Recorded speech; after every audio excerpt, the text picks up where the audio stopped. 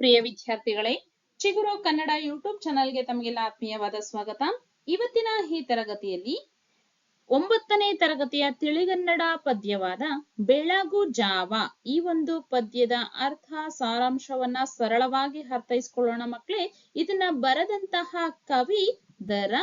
ಬೇಂದ್ರೆ, ದತ್ತಾತ್ರೇಯ ರಾಮಚಂದ್ರ ಬೇಂದ್ರೆ. ಹಾಗಾದ್ರೆ ಪದ್ಯದ ಶೀರ್ಷಿಕೆಯನ್ನ ನೋಡೋದಾದ್ರೆ ನೋಡಿ, ಬೆಳಗು ಜಾವ.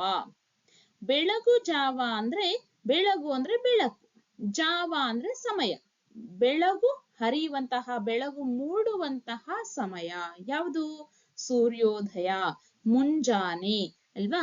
ಈ ಒಂದು ಬೆಳಗು ಜಾವನ ಸೂರ್ಯೋದಯವನ್ನ ಯೌವನಕ್ಕೆ ಹೋಲಿಸುತ್ತಾ, ವ್ಯಕ್ತಿಯ ಯೌವನಾವಸ್ಥೆಗೆ ಹೋಲಿಸುತ್ತಾ ಕವಿ ಒಂದಷ್ಟು ಅಂಶಗಳನ್ನ ನಮ್ಗೆ ತಿಳಿಸ್ಕೊಡ್ತಾ ಹೋಗ್ತಾರೆ. ಜೀವನವನ್ನ ಹೇಗೆ ಕಟ್ಕೋಬೇಕು, ಹೇಗೆ ಸಮಯವನ್ನ ವ್ಯರ್ಥ ಮಾಡಬಾರದು, ಸದುಪಯೋಗ ಪಡಿಸ್ಕೊಳ್ಳುವುದರಲ್ಲಿ ಇರುವಂತಹ ಮಹತ್ವ ಏನು, ಈ ಎಲ್ಲ ವಿಚಾರಗಳನ್ನ ನಮ್ಗೆ ಕಟ್ಕೊಡ್ತಾ ಹೋಗ್ತಾರೆ ಬೆಳಗು ಜಾವ ಪದ್ಯದಲ್ಲಿ ಮಕ್ಕಳೇ. ಬನ್ನಿ ನೋಡೋಣ. ಅದಕ್ಕೂ ಮುಂಚೆ ನೀವು ಇದುವರೆಗೂ ನಮ್ಮ ಚಾನೆಲ್ ಅನ್ನ ಸಬ್ಸ್ಕ್ರೈಬ್ ಮಾಡದೆ ನೋಡ್ತಾ ಇದ್ರೆ ದಯವಿಟ್ಟು ಒಂದು ಸಬ್ಸ್ಕ್ರೈಬ್ ಮಾಡಿ, ಲೈಕ್ ಮಾಡಿ, ಶೇರ್ ಮಾಡಿ.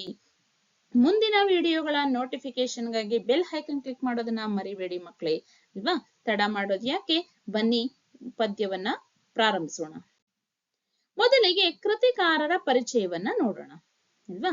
ಅಂಬಿಕಾತನಯ ದತ್ತ ಅನ್ನುವಂತಹ ಕಾವ್ಯನಾಮದಿಂದ ಹೆಸರಾದಂಥವರೇ ದತ್ತಾತ್ರೇಯ ರಾಮಚಂದ್ರ ಬೇಂದ್ರೆ. ನೀವಿಲ್ಲಿ ಚಿತ್ರದಲ್ಲಿ ನೋಡ್ತಾ ಇದ್ದೀರಾ ಮಕ್ಕಳೇ, ದತ್ತಾತ್ರೇಯ ರಾಮಚಂದ್ರ ಬೇಂದ್ರೆ, ದ.ರಾ. ಬೇಂದ್ರೆ ಅಂತಾನೆ ಕರಿತೀವಿ.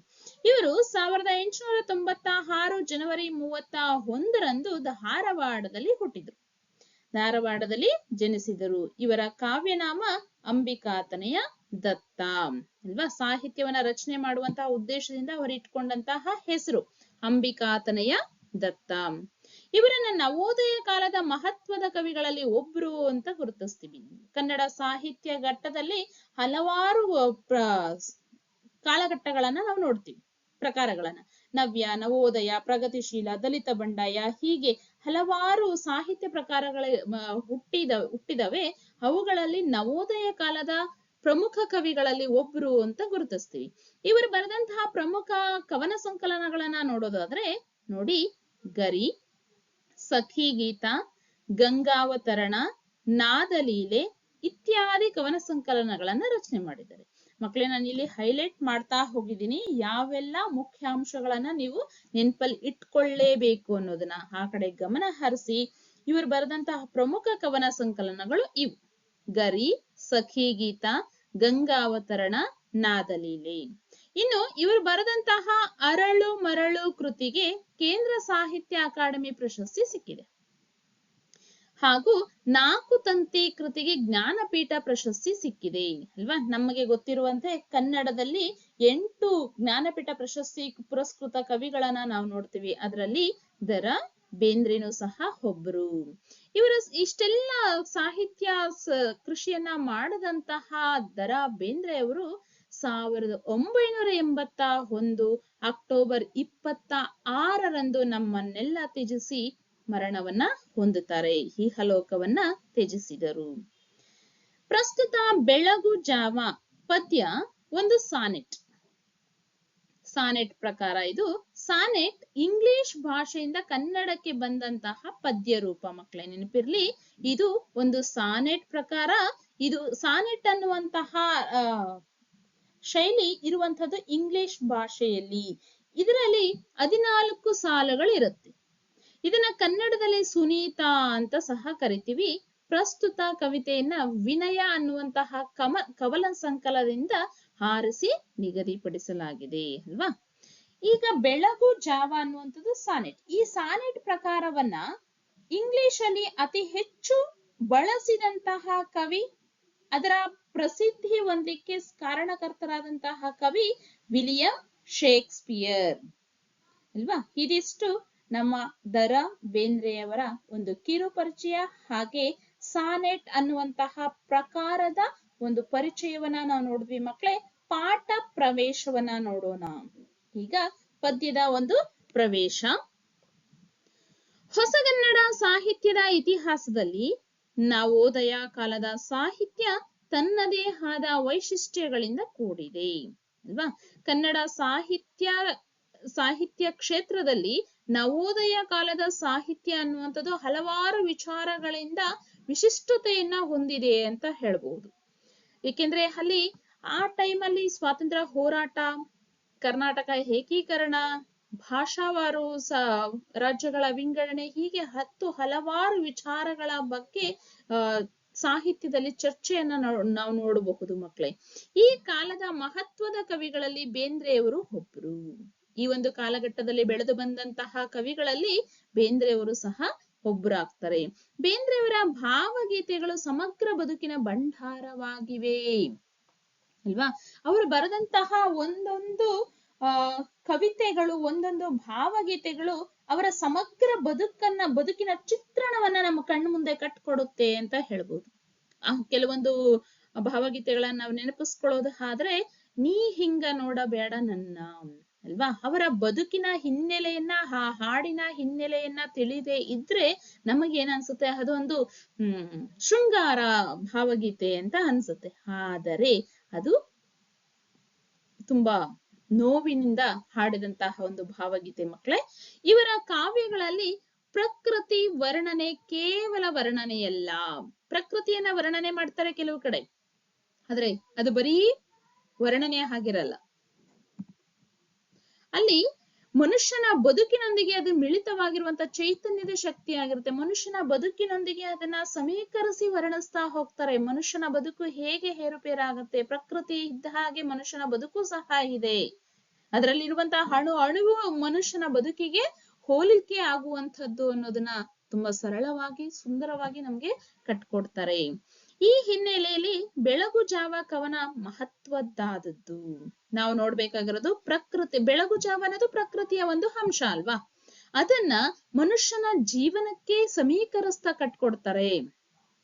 ಬೆಳಗು ಜಾವ ಕವನವು ದಿನದ ಬೆಳಗನ್ನು ವರ್ಣಿಸುವ ಪದ್ಯ. ಮಕ್ಕಳೇ ನೋಡಿ, ನೆನಪಿರ್ಬೇಕು ನಿಮ್ಗೆ. ಬೆಳಗು ಜಾವ ಅಂದ್ರೆ ನಾನು ಹೇಳಿದೆ ದಿನದ ಬೆಳಗು ಅಂದ್ರೆ ಪ್ರತಿನಿತ್ಯದ ಸೂರ್ಯೋದಯ, ಬೆಳಕು ಮೂಡುವಂತಹ ಸಮಯವನ್ನ ವರ್ಣಿಸುವಂತಹ ಒಂದು ಪದ್ಯನೇ ಬೆಳಗು ಜಾವ ಅಲ್ವಾ. ಇಲ್ಲಿ ಬೆಳಕನ್ನ ಮನ್ಮಥ ಅಂತ ಕರೆದಿದ್ದಾರೆ. ಬೆಳಕು ಅನ್ನುವಂಥದ್ದು ಮನ್ಮಥ ಬರುತ್ತೆ. ಅಲ್ಲಿ ಒಳಗಡೆ ನಮ್ಗೆ ಒಂದು ಪದ ಬರುತ್ತೆ, ಆಗ ನಮ್ಗೆ ಕನ್ಫ್ಯೂಸ್ ಆಗ್ಬಾರ್ದಲ್ಲ. ಹಾಗಾಗಿ ಮನ್ಮಥ, ಬೆಳಕನ್ನ ಮನ್ಮಥ ಅಂತ ಕರೆದಿದ್ದಾರೆ. ಮತ್ತು ಬೇಟೆಗಾರನಿಗೆ ಹೋಲಿಸಲಾಗಿದೆ.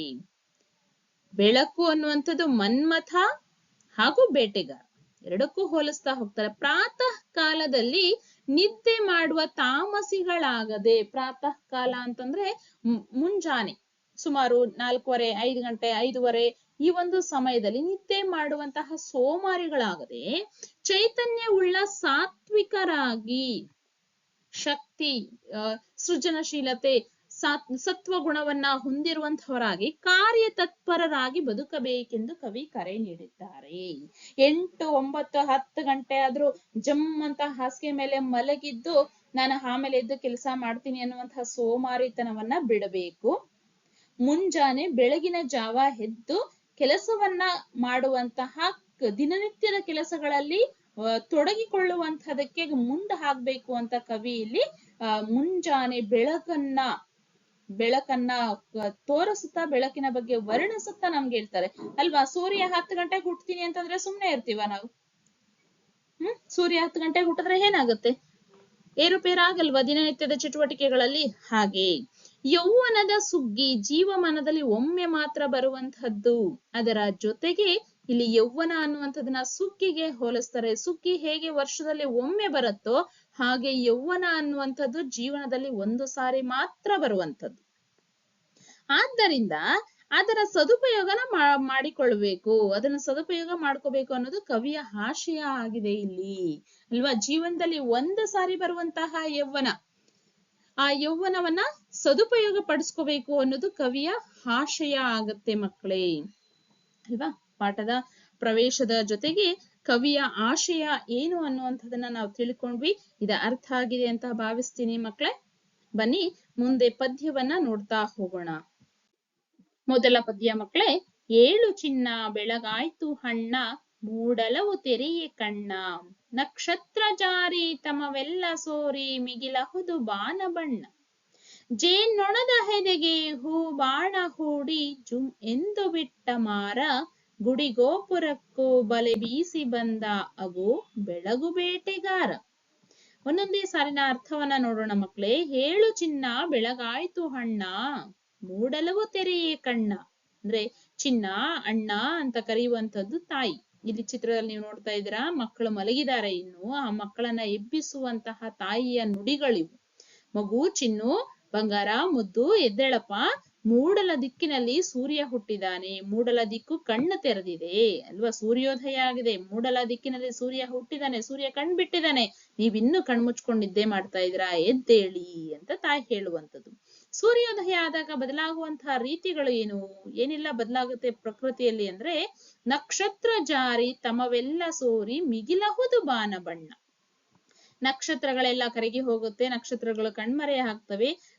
ತಮ ಅಂದ್ರೆ ಕತ್ತಲು. ಇಲ್ಲಿ ಪದಗಳ ಅರ್ಥವನ್ನ ನೀವು ನೋಡ್ತಾ ಇದ್ರೆ ಮಕ್ಕಳೇ, ತಮ ಅಂದ್ರೆ ಕತ್ತಲು. ಈ ಕತ್ತಲೆಲ್ಲ ಕರಗಿ ಹೋಗುತ್ತೆ, ಸೋರಿ ಹೋಗುತ್ತೆ, ಕತ್ತಲು ಮಾಯ ಆಗತ್ತೆ. ಈ ಕತ್ತಲು ಕರಗಿ ಹೋಗುವ ಮೂಲಕ ಬಾನಿನ ಬಣ್ಣ ಹೆಚ್ಚಾಗತ್ತೆ. ನೀವಿಲ್ಲಿ ಸೂರ್ಯೋದಯ ನೋಡ್ತಾ ಇದ್ರ, ಬಾನಿನ ಬಣ್ಣ ಬಂಗಾರದ ಬಣ್ಣವಾಗಿ ಬದಲಾಗತ್ತೆ ಅಲ್ವಾ. ಅಷ್ಟೇ ಅಲ್ಲ, ಜೇನ್ನೊಣದ ಹೆದೆಗೆ ಹೂ ಬಾಣ ಹೂಡಿ ಜುಮ್ ಎಂದು ಬಿಟ್ಟ ಮಾರ. ಮಾರ ಅಂದ್ರೆ ಮನ್ಮಥ ಮಕ್ಕಳೇ. ನಾವು ನೋಡಿದ್ವಿ ಮನ್ಮಥ ಅಂತ ಯಾರನ್ನ ಕರೆದಿದ್ದಾರೆ ಇಲ್ಲಿ ಕವಿ? ಬೆಳಕನ್ನ. ಬೆಳಕು ಅನ್ನುವಂತಹ ಮನ್ಮಥ ಒಂದು ಹೂವಿನ ಬಾಣವನ್ನ ಬಿಟ್ಟಿದ್ದಾನೆ. ಅಂದ್ರೆ ಎಲ್ಲ ಕಡೆಗೂ ಬಾಣವನ್ನ ಬಿಟ್ಟಿದ್ದಾನೆ. ಯಾವುದರ ಮೂಲಕ? ಜೇನ್ನೊಣದ ಹೆದೆಗೆ ಹೂ ಬಾಣವನ್ನ ಹೂಡಿ ಬಿಟ್ಟಿದ್ದಾನೆ. ಝುಮ್ ಅಂತ ಎಲ್ಲ ಕಡೆಗೆ ಬಿಟ್ಟ. ಹೂವಿನ ಬಾಣ, ಹೂವು ಅನ್ನುವಂಥದ್ದು ಮಧುರತೆ, ಕೋಮಲತೆಯ ಸಂಕೇತ ಅಲ್ವಾ. ಆ ಮಧುರವಾಗಿ ಸೂರ್ಯನ ಆ ಒಂದು ಎಳೆಯ ಕಿರಣಗಳೇನಿದೆ ಜಗತ್ತಿನಲ್ಲಿ ಒಂದು ಚೈತನ್ಯವನ್ನ ಸೃಷ್ಟಿ ಮಾಡ್ತಾ ಬರ್ತಾ ಇದೆ ಅನ್ನೋದು ಇದರ ಸಂಕೇತ ಆಗುತ್ತೆ ಮಕ್ಕಳೇ. ಜೇನ್ನೊಣದ ಹೆದೆಗೆ, ಜೇನನ್ನ ನೊಣ ಯಾಕೆ ಜೇನ್ನೊಣನ ಕರೆದಿದ್ದಾರೆ ಅಂದ್ರೆ, ಜೇನು ನೊಣ ಅನ್ನುವಂಥದ್ದು ಬೆಳಗಿನ ಜಾವ ಹೊಸದಾಗಿ ಹರಳಿರುವಂತಹ ಹೂವುಗಳಲ್ಲಿ ಮಕರಂದವನ್ನ ಹೀರಲಿಕ್ಕೆ ಹಾರಿ ಹೋಗ್ತವೆ ಸುಮಾರು ಮೈಲಿಗಳ ದೂರ. ಹಾಗೆ ಜೇನ್ನೊಣ ಹೇಗೆ ಕ್ರಿಯಾಶೀಲವಾಗಿರುತ್ತೆ, ಅದರ ಮೂಲಕ ಇಡೀ ಜಗತ್ತಿಗೆ ಹೂವಿನ ಬಾಣದ ಮೂಲಕ ತನ್ನ ಕಿರಣಗಳ ಸ್ಪರ್ಶವನ್ನ ಮಾಡ್ತಾ ಇದ್ದಾನೆ ಕವಿ ಅಂತ ಹೇಳ್ತಾರೆ. ಅಷ್ಟೇ ಅಲ್ಲ, ಗುಡಿ ಗೋಪುರಕ್ಕೂ ಬಲೆ ಬೀಸಿ ಬಂದ ಬೆಳಕಿನ ಬೇಟೆಗಾರನಾಗಿ. ಬೆಳಕಿನ ಬೇಟೆಗಾರ ಅಂತಂದ್ರೆ ಸೂರ್ಯ ಬೇಟೆಗಾರನ ರೀತಿಯಲ್ಲಿ. ಒಬ್ಬ ಬೇಟೆಗಾರ ಕಾಡಿಗೆ ಹೋದ್ರೆ ಕೇವಲ ಒಂದು ಕಡೆ ಮಾತ್ರ ನಿಲ್ತಾನ? ಇಲ್ಲ, ಇಡೀ ಕಾಡನ್ನ ಹೇಗೆ ಅವನು ಬೇಟೆಗಾಗಿ ಸುತ್ತುವರಿತಾನೋ, ಎಲ್ಲವನ್ನ ಹೇಗೆ ನೋಡ್ತಾನೋ, ಎಲ್ಲಾ ಕಡೆ ಹೇಗೆ ಓಡಾಡ್ತಾನೋ, ಹಾಗೆ ಸೂರ್ಯ ಈ ಒಂದು ಭೂಮಿ ಅನ್ನುವಂತಹ ಕಡೆಗೆ ಬೇಟೆಗಾರನಾಗಿ ತನ್ನ ಕಿರಣಗಳನ್ನ ಬೀಸ್ತಾ ಬರ್ತಾನೆ. ಅದು ಗುಡಿ ಗೋಪುರಗಳಿಗೂ ಸಹ ತಲುಪುತ್ತೆ, ತನ್ನ ಕಿರಣಗಳ ಸ್ಪರ್ಶವನ್ನ ಮಾಡ್ತಾನೆ ಅಂತ ಹೇಳ್ಬೋದು. ಅರ್ಥ ಆಗಿದೆ ಅಲ್ಲ ಮಕ್ಕಳೇ? ಬೆಳಗಿನ ಜಾವ ಆಯ್ತು, ಎದ್ದೇಳು ಮಕ್ಕಳೇ, ಎದ್ದೇಳಿ. ಮೂಡಲ ದಿಕ್ಕಿನಲ್ಲಿ ಕಣ್ಣು ತೆರೆದಿದೆ, ನಕ್ಷತ್ರಗಳೆಲ್ಲ ದೂರ ಆಗಿದಾವೆ, ಕತ್ತಲೆಲ್ಲ ಕರಗಿ ಹೋಗಿ ಬಾನಿನ ಬಣ್ಣ ಹೆಚ್ಚಾಗಿದೆ.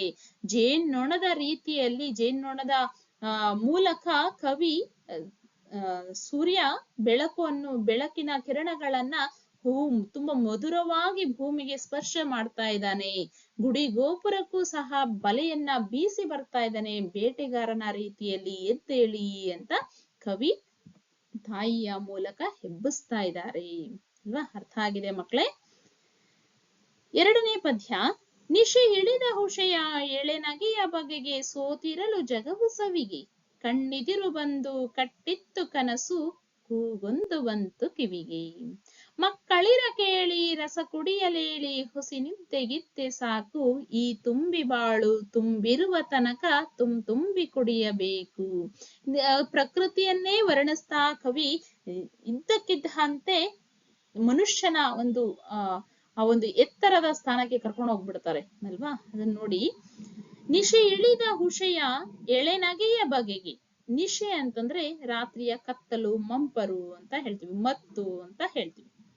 ಆ ನಿಶೆ ಕಡಿಮೆ ಆಗಿದೆ. ಯಾವ್ದ್ರಿಂದ? ಉಷೆಯ ಎಳೆನಗೆ.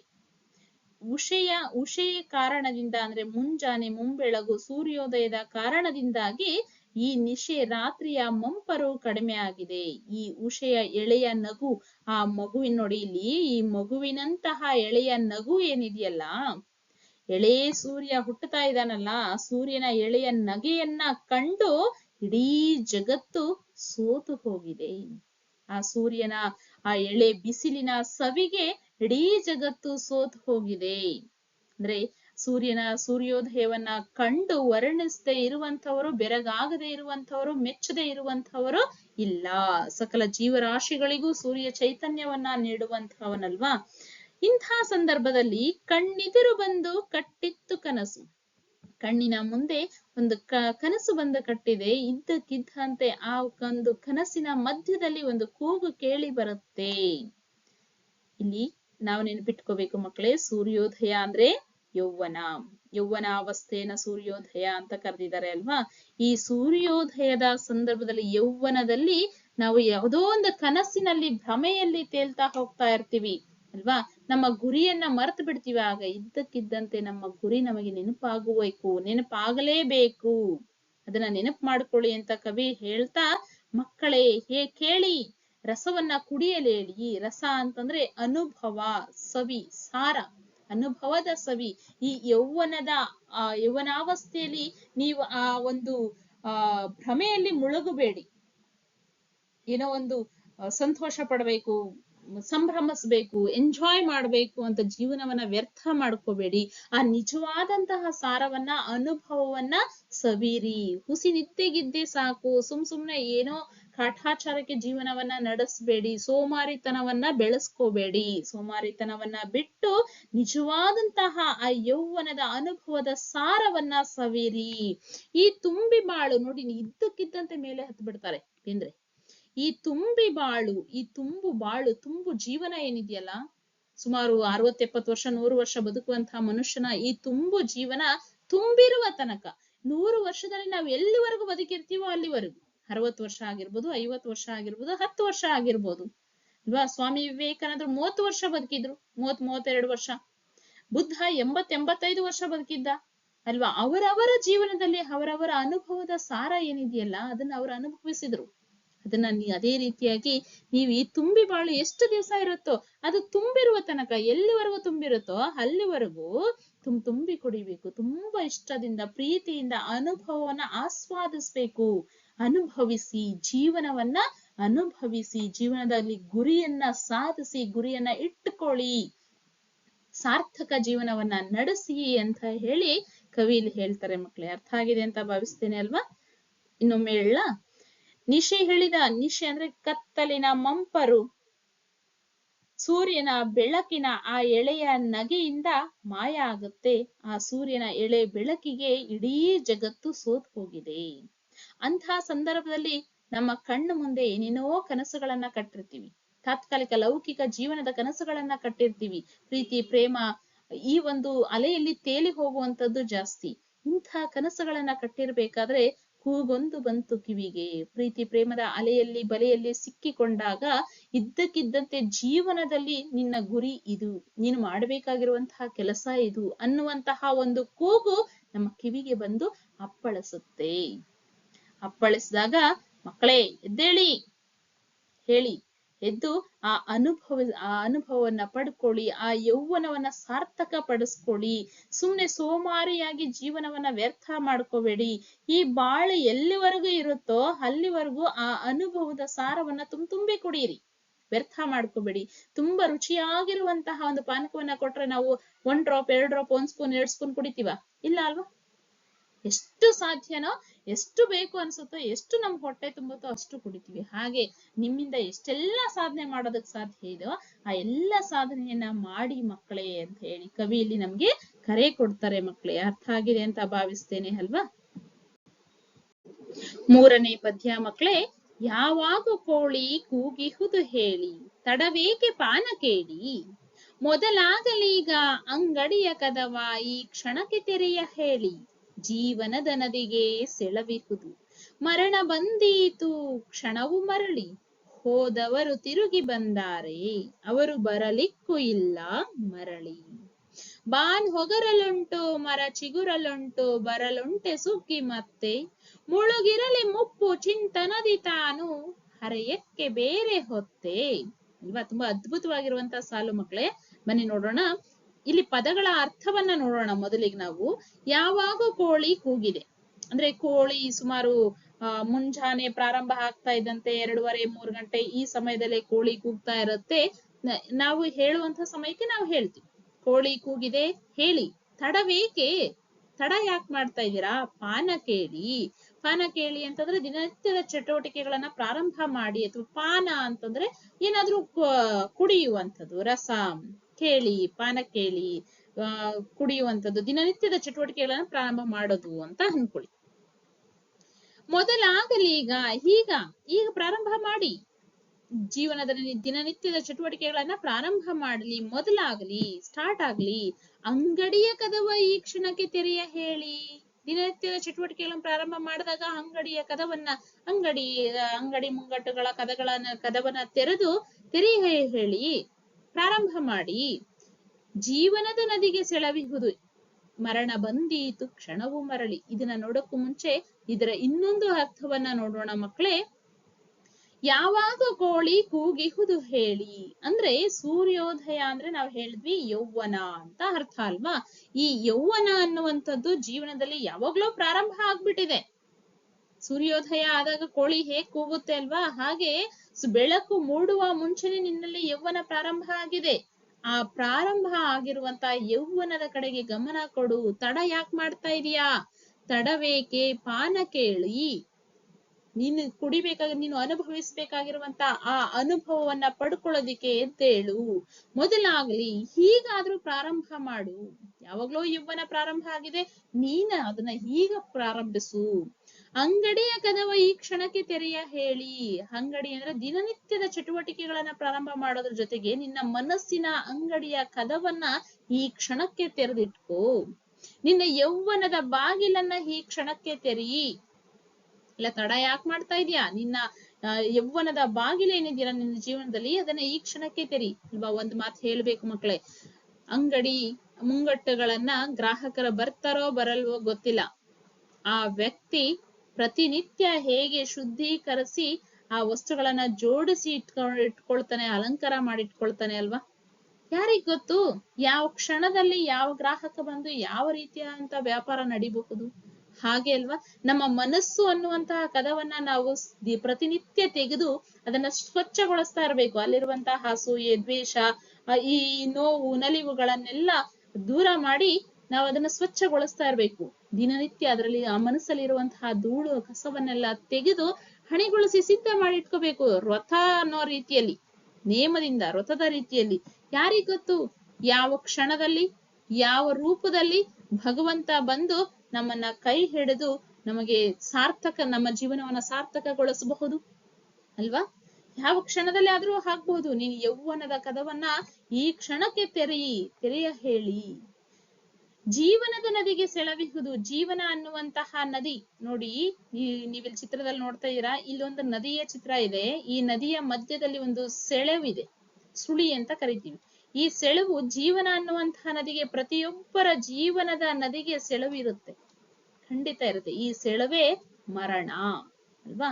ಹುಟ್ಟಿದನು ಸಾಯಲೇಬೇಕು, ಹುಟ್ಟು ಹುಚಿತ ಸಾವು ಖಚಿತ ಅಂತ ಹೇಳ್ತೀವಿ. ಹಾಗೆ ಯಾವ ಕ್ಷಣದಲ್ಲಿ ಕ್ಷಣ ಉರುಳುತ್ತಾ ಇದ್ದಂತೆ, ನಮ್ಗೆ ಕ್ಷಣ ಕಡಿಮೆ ಆಗ್ತಾ ಇದ್ದಂತೆ ಯಾವ ಕ್ಷಣದಲ್ಲಿ ಆದ್ರೂ ನಮ್ಗೆ ಮರಣ ಬರಬಹುದು.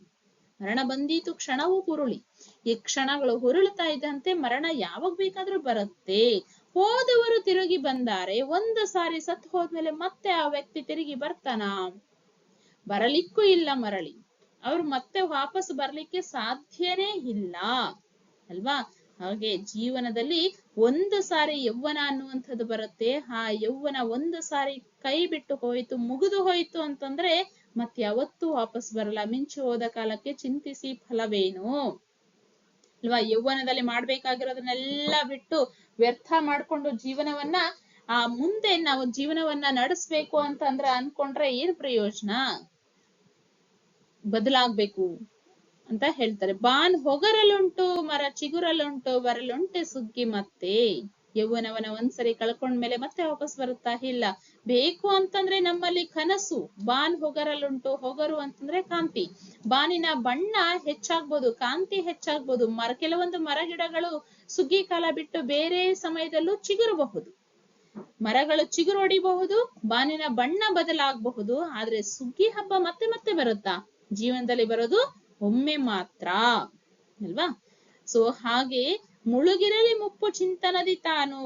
ಯೋಗ್ಯವಾದಂತಹ ಚಿಂತನೆಯನ್ನ ಮಾಡ್ಲಿಕ್ಕೆ, ಯೋಚನೆ ಮಾಡ್ಲಿಕ್ಕೆ, ಅದರ ಬಗ್ಗೆ ಚರ್ಚೆ ಮಾಡ್ಲಿಕ್ಕೆ ಮುಪ್ಪಿನಲ್ಲಿ ನಮಗೆ ಬೇಕಾದಷ್ಟು ಅವಕಾಶ ಇದೆ. ಮುಪ್ಪನ್ನ ಅದಕ್ಕೋಸ್ಕರ ಮೀಸಲಾಗಿಡೋಣ. ಆದ್ರೆ ಹರೆಯಕ್ಕೆ ಬೇರೆ ಹೊತ್ತೆ, ಹರೆಯ, ಹದಿವಯಸ್ಸು, ಯೌವನ, ಪ್ರಾಯ ಅನ್ನುವಂಥದ್ದು ಮತ್ತೆ ಮತ್ತೆ ಮರಳಿ ಬರುತ್ತಾ? ಇಲ್ಲ. ಯೌವನದಲ್ಲಿ ನೀನು ಅನುಭವಿಸಿದ್ದನ್ನ, ನೀನು ಪಡ್ಕೊಂಡಂತಹ ಅನುಭವಗಳೇ ಮುಪ್ಪಿನಲ್ಲಿ ಚಿಂತನೆ ಮಾಡ್ಲಿಕ್ಕೆ ಯೋಗ್ಯ ಆಗ್ತವೆ ಅಲ್ವಾ? ಈ ರೀತಿಯಾಗಿ ನಿಮ್ಮ ಯೌವನವನ್ನ ಸಾರ್ಥಕಗೊಳಿಸ್ಕೊಳ್ಳಿ ಅಂತ ಕವಿ ನಮ್ಗೆ ಸಂದೇಶವನ್ನ ಕೊಡ್ತಾರೆ ಮಕ್ಕಳೇ. ಅರ್ಥ ಆಗಿದೆ ಅಂತ ಭಾವಿಸ್ತೇನೆ ಅಲ್ವಾ? ಅರ್ಥ ಆಗಿದ್ರೆ ದಯವಿಟ್ಟು ನೋಡಿ, ಈ ಪ್ರಶ್ನೆಗಳಿಗೆ ಉತ್ತರವನ್ನ ಕಮೆಂಟ್ ಬಾಕ್ಸ್ ಅಲ್ಲಿ ತಿಳಿಸಿ ಅಲ್ವಾ? ಮೂಡಲವು ತೆರೆಯೇ ಕಣ್ಣ ಎಂದರೆ ಡ್ಯಾಶ್. ನಾನು ಉತ್ತರವನ್ನ ಹೇಳಲ್ಲ, ಏಕೆಂದ್ರೆ ನಿಮಗೆ ಅರ್ಥ ಆಗಿದೆ ಅನ್ನುವಂಥದ್ದು ನನಗೆ ಗೊತ್ತಾಗ್ಬೇಕಲ್ವಾ? ನಿಮ್ಗೆ ಅರ್ಥ ಆಗಿದ್ರೆ ಖಂಡಿತ ಇದರ ಉತ್ತರಗಳನ್ನ ಕಮೆಂಟ್ ಬಾಕ್ಸ್ ಅಲ್ಲಿ ತಿಳಿಸಿ. ಹಾಗೇನೆ ಇದುವರೆಗೂ ನಮ್ಮ ಚಾನಲ್ ಅನ್ನ ಸಬ್ಸ್ಕ್ರೈಬ್ ಮಾಡದೆ ನೋಡ್ತಾ ಇದ್ರೆ ದಯವಿಟ್ಟು ಒಂದು ಸಬ್ಸ್ಕ್ರೈಬ್ ಮಾಡಿ, ಲೈಕ್ ಮಾಡಿ, ಶೇರ್ ಮಾಡಿ. ನಿಮ್ಮ ಅನುಭವವನ್ನ, ಅಭಿಪ್ರಾಯವನ್ನ, ಹಾಗೆ ಈ ಒಂದು ಉತ್ತರಗಳನ್ನ ಕಮೆಂಟ್ ಬಾಕ್ಸ್ ಅಲ್ಲಿ ತಿಳಿಸೋದನ್ನ ಮರಿಬೇಡಿ. ಎಲ್ಲಾ ತರಗತಿಯ ಪಾಠ, ಪದ್ಯ ಮತ್ತು ವ್ಯಾಕರಣಾಂಶಗಳ ವಿಡಿಯೋಗಳು ಲಭ್ಯ ಇದೆ ನಮ್ಮ ಚಾನಲ್ ಅಲ್ಲಿ. ನಿಮ್ಗೆ ಯಾವ ತರಗತಿ, ಪಾಠ, ಪದ್ಯ ಮತ್ತು ವ್ಯಾಕರಣಾಂಶಗಳ ವಿಡಿಯೋಗಳು ಬೇಕು ಅನ್ನುವಂಥದ್ದನ್ನ ಕಮೆಂಟ್ ಬಾಕ್ಸ್ ಅಲ್ಲಿ ತಿಳಿಸಿ. ಧನ್ಯವಾದಗಳು ಮಕ್ಕಳೇ.